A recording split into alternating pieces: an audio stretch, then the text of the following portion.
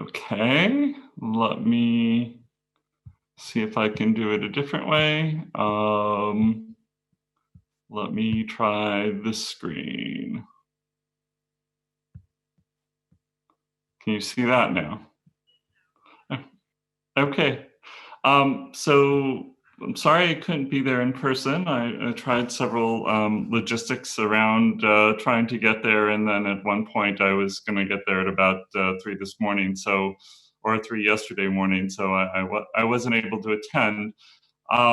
Most of you know about NETRF, but I'm going to go through a little bit about the history of NETRF, talk about fundraising, and a little bit of our showcase as well.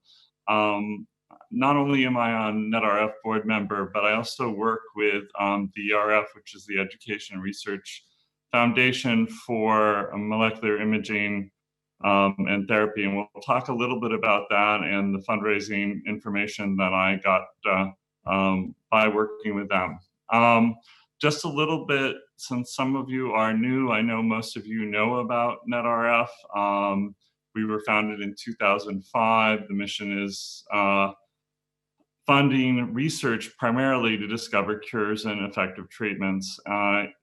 Since 2005, we have funded over $22 million worth of research.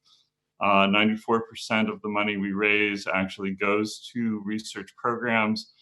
Currently, we have 23 ongoing studies in 5 different countries. In addition to that, we put on about 5 regional or 6 regional conferences around the United States. And we also do a annual research symposium where we have over 100 people, 100 medical professionals come in from around the world to share their research and the things we funded and how their research is going. But the challenge, of course, of all of that is to fund $22 million worth of research. And actually, right now, our current run rate is over $4 million a year of funded research. You have to rely very heavily on donors. And that is the part that normally I talk about nuclear medicine or regulatory affairs, but this is the other part of getting research done, is actually trying to figure out how to fund and get research actually funded. And one of these things is learning, and I know it's different in every country, largely because of both tax laws and just the way philanthropic, different norms in philanthropic contributions around the world. In the US, we're very lucky that philanthropic contributions are highly regarded and have a tax benefit. So in the US, donor relationships are absolutely critical to the success of all nonprofits. And we certainly rely on that to deliver our mission. So in most things, when you learn, and you could probably go to a 1-week conference on the donor life cycle and how to actually work and solicit for donors and for funding, but it mostly surrounds the identification, cultivation, solicitation, and stewardship. And so this is actually provided by Susan Payson. We I am on the board of NETRF, and early last year, we hired a new chief development officer whose sole purpose is to work on fundraising and to keep our pipeline going so that we can fund this number of greater than $4 million a year. And it starts, and if you look at most everything that you will see in donor lifecycle management, it starts with identifying who your donors might be, how to cultivate them, how to make solicitations, and once you actually get an actual donation, the stewardship of that donation so that you can go backwards and keep this process going of cultivation and solicitation for new projects. But I thought what I'd like to do real quickly is take you through a case of the other board that I work with, which is the Education Research Foundation, where I actually went through donor management lifecycle training. And I want to give that as an example of how they really looked at this and what they did and how you blow out, if you take a look at this kind of life cycle chart, how you actually put this into action. The ERF is a board of mostly nuclear medicine uh, docs and technologists and those in the profession. It is an independent 501c3. It's not part of the SNMMI. We have an $8 million annuity that has been given through people giving donations, legacy donations, and we use that annuity to actually fund. We don't use all the $8 million on any given year. We only use up to about 4% or 5%. And we are the largest contributor to the SNMMI of about $500,000 a year. We undertook a process to increase the base annuity so that we could give more to the SNMMI, for instance. But as a board, we had contacts at one of the large Florida universities, and actually our chief executive officer shadowed their endowment office for about 2 weeks to work through this. And this is how do you work with your donor population to increase commitment?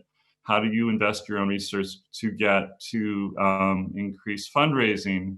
And while the life cycle charts are easy, when you get into it, it becomes a little bit more complicated and but actually really chunkable into those boxes that we talked about or that I showed earlier in the example that Susan gave of identifying and really qualifying those who might be able to donate, how to cultivate them, and the solicitation and stewardship. And one of the things that I found, and what I find in a lot of boards, including NETRF, is that a lot of people don't actually get through the fundraising process, and having your board members trained to understand how the fundraising process works, and when you're listening. I mean, I think one of the biggest things that I learned in this is that when you finally find a donor is actually listening to the donor, finding out what their passion is, what would be a fulfilling legacy, and what strategies would be interesting for them in their legacy and to fulfill, not just asking for a specific gift, but trying to understand what they're interested in before you actually go for the solicitation. Many of us, before we're trained, are excited just to hear that anyone wants to donate to our cause and are willing to take that. One of the things that I learned through this process of going through multi-day donor training, or actually solicitation training, is that not necessarily the case. You really do need to understand what the capacity of the donor that's in front of you is and what actually is driving their donation, and to make sure that what they're donating meets that goal. And it's interesting, many of you know that NETRF got a large donation to the tune of about $15 million, and I actually was one of the people who worked on that. And at one point early in a meeting, I was offered $1 million to just to kind of walk away and to say, well, we'd like to donate to you. And I actually turned down that donation because I didn't think I understood enough of what they were wanting to do with this donation to actually take it. And we worked with them for several more hours at that point, and then what turned into several more months before the donation turned to a much larger donation. and we worked through what was really this entire 10-step process to actually get what was an eight-figure donation or a multi-million-dollar donation. Again, this is the ERF, their approach to fundraising, and many of you are doing a really great job. I just was listening to all of the stories of creating awareness and working and building relationships both with the those in the medical profession and those in the regulatory body, but also building those relationships with those who can donate and offer philanthropic support. This is a pretty busy slide, but one of the things that, you know, in any fundraising program is exactly what are the services that you offer that people can actually be involved in donating. This happens to be the ERF's portfolio. If this was a NETRF slide, it would be slightly different.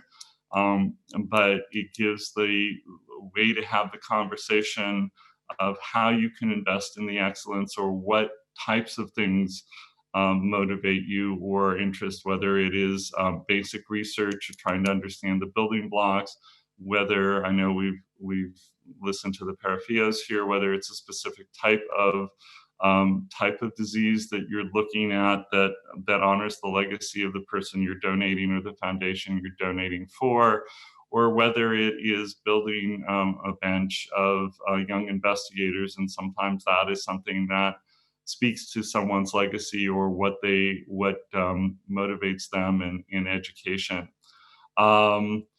This is, you know, with anything, where you spend your time is based on where you have your best chance of return. And this, just like everything else, is something to actually rate the prospects that you may have. There are actually services that will help take a list of a donor list or even your mailing list and try to augment it to see for the capacity of giving and other aspects, but also you will need to, that's just one aspect of the capacity to give, but other aspects to what their relationship is, what their time window might be, have they been successful in the past, and you can rate that and figure out, you know, what type of, at least for the ERF and really for NETRF, where they stand in that donor life cycle, and where you're going to identify them and keep them going with information on what your organization's doing,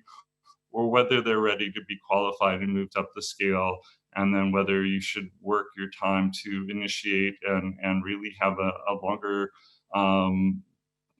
donation conversation with them. These are what we taught our board to do because any board member should be able to help in this endeavor and be able to take a fundraising call if needed to, because different board members will be able to connect with different members of the community in a different way. Again, this is giving you an overall idea of how this works inside of the ERF.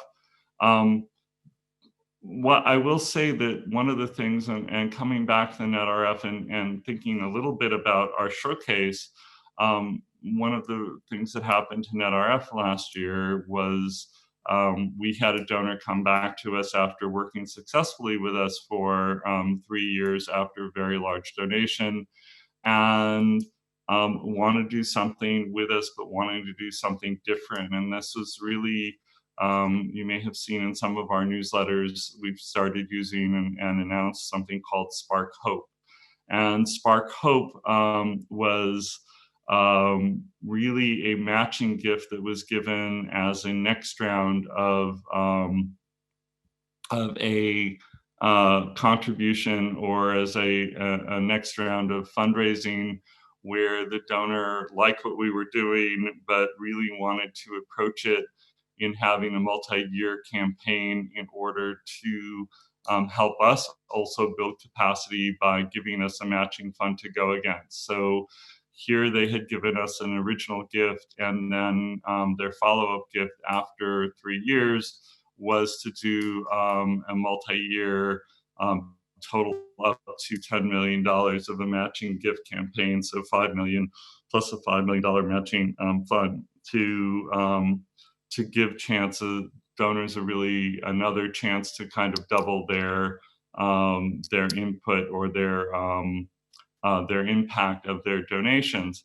So we went out with a different way of giving, letting donors know that their donations were going to be matched for a given period of time, and we continue to run with that. So that's been our major initiative over the last year is going with Spark Hope so that we can increase the number of donors that are contributing in by letting the donors know that their donations will be more impactful. This has resulted in the Spark Hope, the matching program has been a pretty effective call to action. In 2018, we increased the number of donors to NETRF by about 30%, and we had a pretty strong base to start out with. And we've already worked and raised about 46% of the matching goal. And so we're well on our way to building more capacity and more foundation for NETRF to be able to continue what is really a lofty research campaign of trying to keep funding approximately $4 million worth of research in the neuroendocrine space forward. So with that, I promised Theodora that I would get done before 20 minutes, and I'm at 17 minutes. I hope you enjoyed it and that it may have brought up some ideas on how you might be able to look at the development process slightly different, and what I've been doing through two different organizations to build in fundraising capacity. And with that, I thank you. I know it's you guys are getting ready for a break there because it's been a long time of sitting down and listening to people, and there was some good wine tasting last night. So unless there's any questions, I'll just stick around for another second or two.